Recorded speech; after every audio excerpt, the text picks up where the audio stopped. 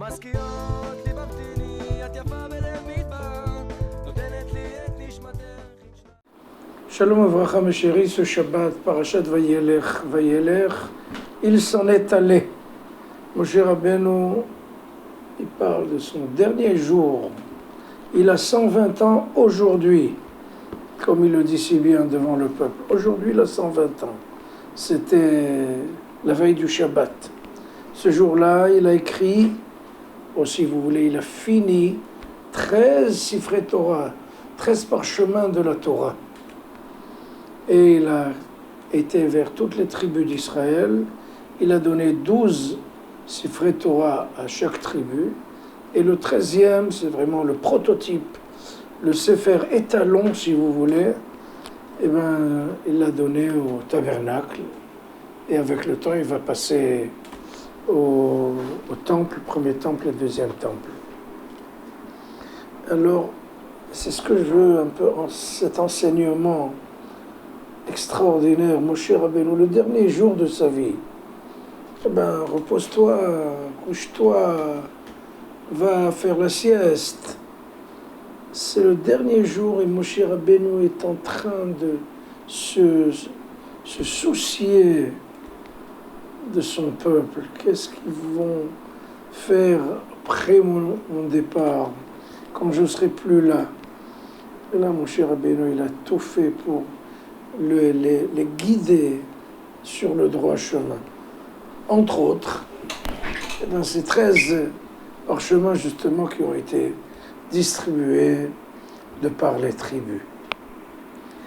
Et ça, c'est le leader par excellence. C'est le chef d'État. Tous les chefs d'État du monde devraient apprendre, étudier, enseigner le parcours de l'existence de Moshe Rabbeinu. C'est un modèle international pour apprendre justement à guider un peuple. Et il prie pour lui, il le défend, il le protège.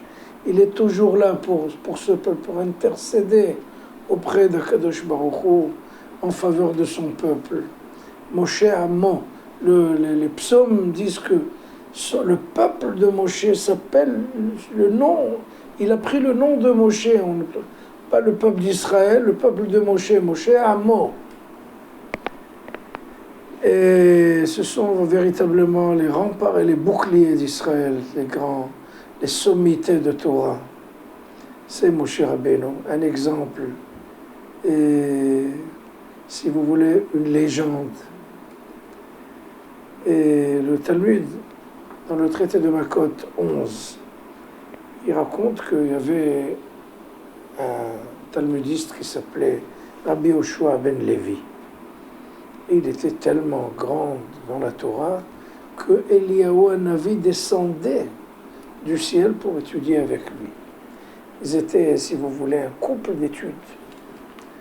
Et voilà que Eliyahu Hanavi a quitté cette étude-là pour quelques jours et il ne s'est pas révélé à Rabbi Yoshua ben Levi.